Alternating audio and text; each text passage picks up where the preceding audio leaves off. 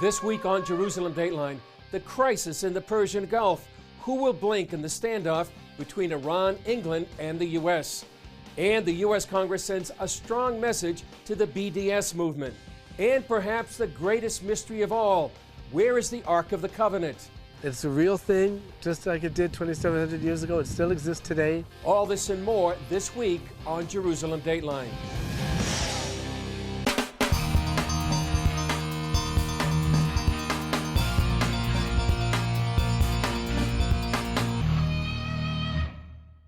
Welcome to this edition of Jerusalem Dateline. I'm Chris Mitchell.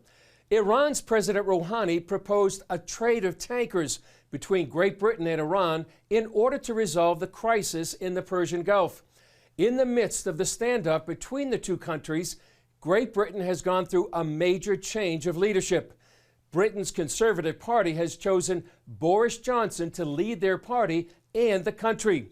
He's an American supporter, has defended President Trump, and vowed to make Brexit happen in 3 months.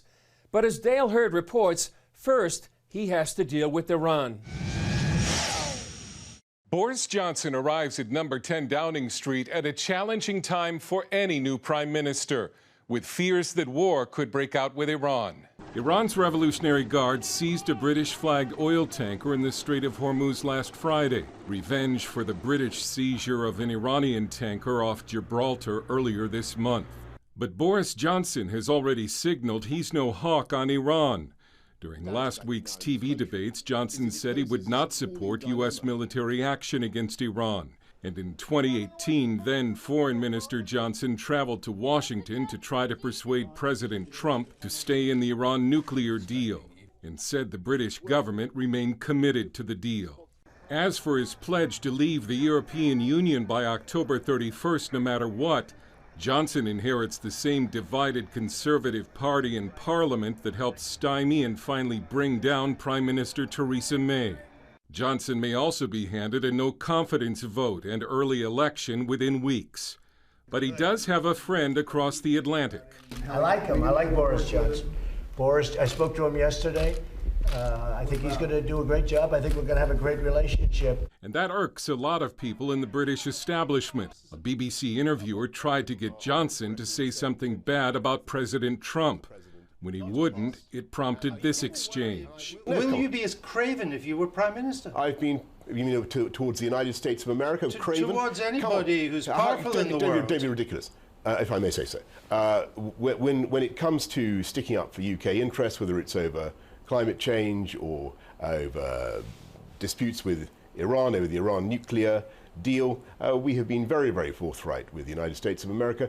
In 2015, Johnson accused Trump of stupefying ignorance and said Trump was unfit to hold the office of President of the United States. The former mayor of London, known for his occasionally wacky style, has adopted a populism that so far has served him well. But now, as Prime Minister, he must navigate through an international crisis as possible war clouds loom. Dale Hurd, CBN News. With the possibility of war between Great Britain or the U.S. and Iran increasing, CBN News examined the military capability of the Islamic Republic of Iran. Take a look. Conventionally, Iran is actually quite weak. The reason the Islamic Republic of Iran has posed a threat to U.S. interests in the Middle East and to allied security in the Middle East for so long is because it is an asymmetric military powerhouse. Iranian expert Behnam Taleblu says Iran uses asymmetrical warfare through terrorism, proxies, and intimidation. Bloviating, hyperbole are actually core elements of Iran's security policy. Why? Again, because the Islamic Republic of Iran is hyper-cognizant of its own conventional military deficiencies. And when Iran knows it can't win the battle of capabilities, it looks to win the battle of resolve. Middle East expert Jonathan Spire says Iran's strength lies in its proxies throughout the region, like the Palestinian Islamic Jihad that recently launched hundreds of missiles into Israel. They have this array of political, military organizations, many Hezbollahs, so to speak, of which Lebanese Hezbollah was the prototype, across the region. Very committed, very well indoctrinated, sometimes well-trained young men who are available, non-Iranians for the most part, who are available for military tasks. One flashpoint for Iran's asymmetric warfare is the capability to close down the Strait of Hormuz, where much of the world's oil passes through, just off the coast of Iran. It's exceptionally vulnerable. However, Iran doesn't have the capability to keep the strait closed. It has the ability to block it, and the U.S., through overwhelming military superiority, could open it. The one military arena Iran holds an edge is its ballistic missile program. This is, again, an exceptionally important area because multiple U.S. directors of national intelligence have said that Iran has the largest arsenal of ballistic missiles in the entire Middle East. Given its strengths and weaknesses, Iran balances its hot rhetoric with cool, calculated geopolitical moves that make it a formidable adversary in the most dangerous region of the world. The U.S. House of Representatives passed a resolution opposing the Boycott, Divestments, and Sanctions Movement, also known as BDS. The movement is a global campaign to isolate and economically cripple Israel. As Charlene Aaron reports, passage of the measure exposed rifts in the Democratic Party. The anti-BDS resolution passed overwhelmingly, but 16 Democrats, mostly progressive, voted against the measure. Among them, Representatives Ilhan Omar and Rashida Tlaib, who support the BDS movement. They claim the resolution restricts free speech, and they've co-sponsored their own resolution supporting boycotts. On the House floor, Tlaib invoked boycotts of Nazi Germany and South Africa to oppose the resolution against BDS. Americans boycotted Nazi Germany in response to dehumanization, imprisonment, and genocide of Jewish people.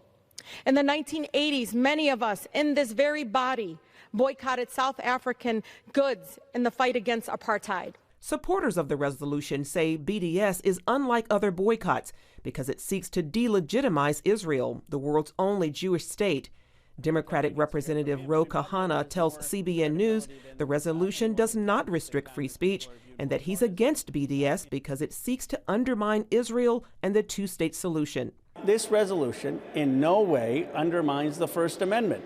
It says if people want to go protest or boycott, they absolutely can. They can even boycott against the United States or against Israel. All it's saying is that it's the sense of Congress that boycott or divestment that delegitimizes Israel isn't going to get us to a two-state solution and isn't what the Congress should be supporting. Some lawmakers called for more, seeking passage of a bill that gives state and local governments the right not to do business with companies that participate in BDS, a measure that has already passed the Senate. The bill that actually puts teeth in the law to stand up against the BDS movement all around the world. But Democratic leadership is blocking that piece of legislation from coming to the floor. Kahana says the issue does reflect a divide in the Democratic Party. There is. I'm going to be candid. I mean, this is an issue that has divided the Democratic caucus. There are those of us like me who believe that the United States and Israel have a special relationship. There are other Democrats who believe that boycott and divestment is the right strategy. I mean, obviously there is a difference of opinion, but I think the vast majority of Democrats have my view. In August, Tlaib and Omar are scheduled to visit Israel, including the West Bank. Israel says despite its policy of not allowing supporters of BDS in the country, the two representatives will be allowed to visit out of respect for the U.S. Congress. Charlene Aaron, CBN News. Coming up, Israel leads the world in counterterrorism. We're not getting ready for yesterday, we're getting ready for tomorrow. And this is where they train.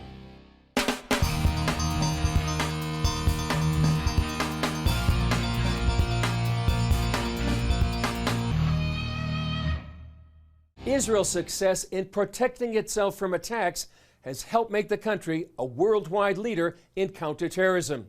CBN News correspondent Julie Stahl visited the IDF's main training center to see how they do it. A major challenge in fighting terrorism is staying ahead of the game. We're looking at the threats, we're looking at what's going on around the borders of Israel, and inside it, we're not getting ready for yesterday, we're getting ready for tomorrow. The IDF started this counter-terror school nearly 50 years ago after a series of deadly terror attacks. In the last year, they trained some 10,000 combat soldiers. We need quite a lot of special skills for our troops to have and master, and this is the place where most of these skills are taught. During our visit to the Lothar Counterterrorism School, CBN News went behind the scenes to see how special forces work together in all threatening situations. We teach soldiers how to rappel down from helicopters, how to breach silently into buildings, how to free hostages being taken by terrorists. We also teach underground warfare in tunnel complexes, mock tunnels that we have dug, especially from the urban terrain. IDF spokesman Jonathan Conricus explains how tunnel warfare is the latest chapter in the terror playbook. All of the terrorist organizations that we fight against, whether it is Hezbollah in the north or Hamas in the south, use the subterranean dimension. That is where they hide most of the time, and that is usually also how they try to infiltrate into Israel. In June, CBN News reported on the discovery of this huge Hezbollah tunnel on Israel's northern border.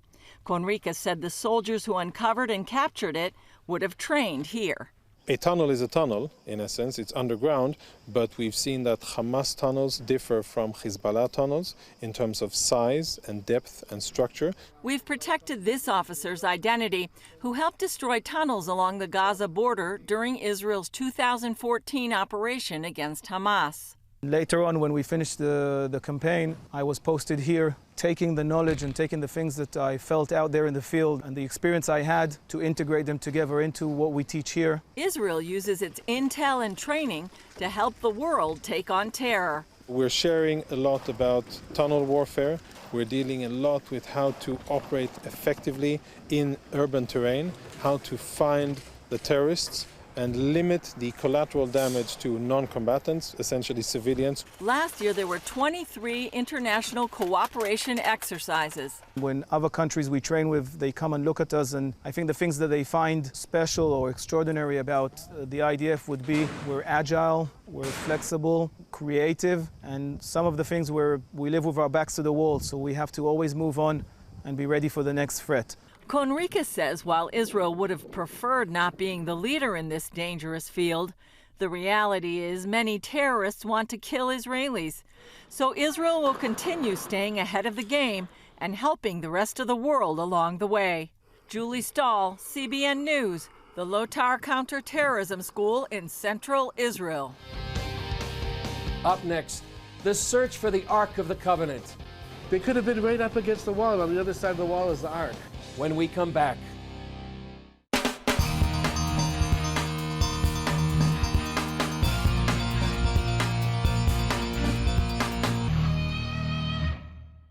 For centuries, the search for the Ark of the Covenant of the Bible has captured the imagination of movie makers, archaeologists, and even a Queen of England.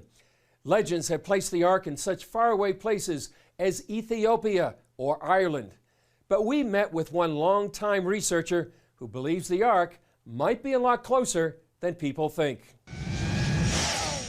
Researcher and author Harry Moskoff took CBN News through the Western Wall tunnels, up to the ramparts of the Temple Mount, and into the chambers surrounding Judaism's holiest site.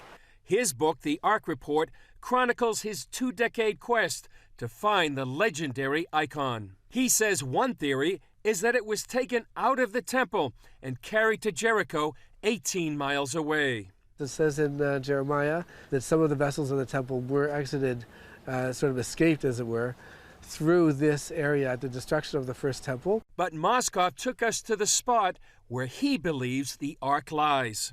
This particular section of the Western Wall is really fascinating, actually, because this stone is 570 tons. Moskoff believes a key clue lies behind this giant rock and says high-tech search tools give credence to his theory. 2 years ago, there were tests done by the University of Nebraska, sonar tests, etc., using electromagnetic waves. They actually found what's called a storage space across from here. So actually, there was a purpose for putting this giant stone, this massive slab, here. One of the reasons, in my opinion, is to protect whatever it is on the other side. And according to my theory of the Ark actually was buried by King Josiah, I think it was 568 BC, in back of these boulders, these massive stones. In fact, underneath the Temple Mount lie dozens of underground tunnels and chambers. Back then, 150 years ago, Charles Warren went in, actually did a survey. Nothing's really been done for political purposes, obviously, unfortunately. Since then? Since then, no one's been allowed to even put a shovel, nothing. Yeah. But basically, they were the ones that surveyed the whole area, and they were the ones who picked out the tunnels, etc. Yeah. They couldn't find the Ark, but... Maybe it wasn't time. Warren, a British explorer, documented those tunnels at the request of Queen Victoria, just one of many throughout history looking for the Ark. When people like the Crusaders and the Knights Templar, even the Palestine Exploration Fund, which was originally commissioned by Queen Victoria, came over the centuries to look for the Ark, what they were looking for was a golden box with the staves, but what they really should be looking for is a room. They could have been right up against the wall, and on the other side of the wall is the Ark. Moskov says the original Holy of Holies had another chamber directly below it. Actually, in the blueprint itself of the first temple, a chamber should be built exactly the same, Holy of Holies, exactly the same level of holiness as the one right above it. It was set up right from the beginning to house the Ark, with a golden floor and everything. That's how Solomon built it, constructed, so the Ark itself could go down. Right, it could go down. Larry, do you feel like there's a time when the Ark itself, when the time is right, will be revealed? I do. Timing is incredibly important, incredibly significant. Obviously, it's a groundbreaking, game-changing, biblical type of discovery. My personal opinion is that when it does happen, it won't be in a clandestine way, where we're sneaking through these tunnels, you know what I mean, and we're bringing it out under cover of darkness. It'll be a great occasion, and it'll help bring the Messiah. It'll be something that all nations will really rejoice in. Moskov credits Indiana Jones and the Lost Ark for the renewed interest. There are some things that got right about the power of the Ark, etc., and its destructive forces shouldn't get in the wrong hands, and it knows where it is, so to speak. It suddenly became a thing. Oh, what is the Ark of the Covenant? What is that? Oh, yeah, it sort of put it into the face of the public, and maybe that was its best success. Yeah. I loved it personally, It's Hollywood. What do you think is the main takeaway people need to know about the Ark of the Covenant? It's a real thing, just like it did 2,700 years ago. It still exists today. It's got the broken tablets that Moses crashed down there at Mount Sinai, and the second tablets. It really does exist. We're really going to see it, hopefully, in our lifetime again. It is a catalyst for the Messiah to come. Until it is revealed, the Ark of the Covenant built by Moses in the wilderness will continue to fascinate the world. Coming up, we talk with Harry Moskov about another mystery, the location of the lost treasures from the Second Temple.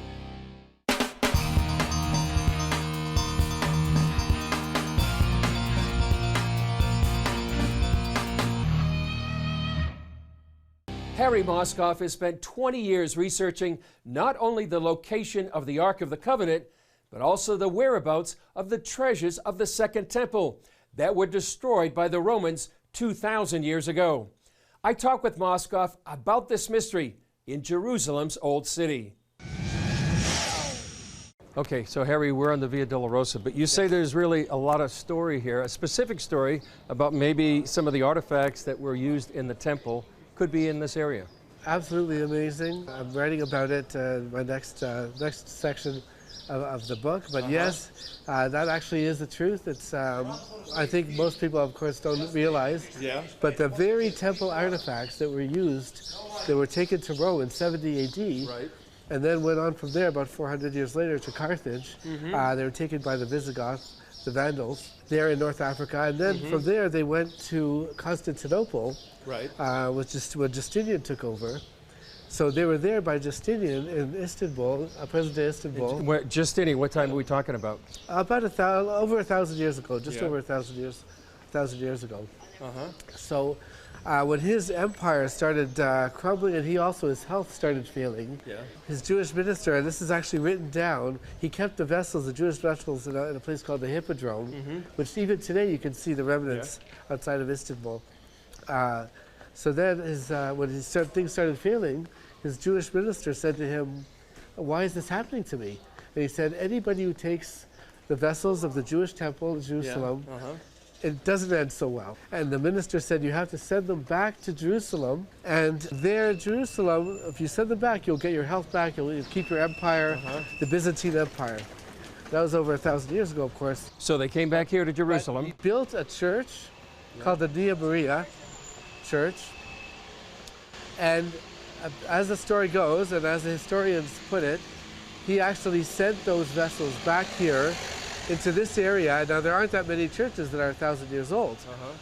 And there is a way of finding where the Nehemiah Church really was. Oh, that's where it went, 1,000 years ago. That's where it was actually built for that purpose. So you believe they're still here somewhere in this area? It is. That's right, Chris. They're actually in this, according to my research. I tracked them to a couple places, one in particular, that's in this area. Not only that, but there are people that have actually seen it in modern history after the.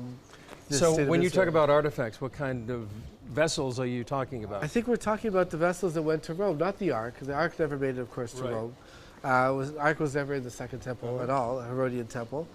But other vessels, even the menorah, the candelabra, maybe the golden incense altar, bowls that were used, golden bowls, other vessels that were used, maybe sacrificial items for the altar. So the end of the story hasn't been told yet. That's right. That's for the next chapter. Where the treasures of the Second Temple are located is a fascinating subject. If you'd like to know more about this mystery, you can get CBN Documentary's new film, The Treasures of the Second Temple. If you'd like your own copy, or for your home group, church, or synagogue, you can go to cbn.com. Well, that's all for this edition. Remember, you can follow us on Facebook, Twitter, Instagram, and YouTube. I'm Chris Mitchell. We'll see you next time on Jerusalem Dateline.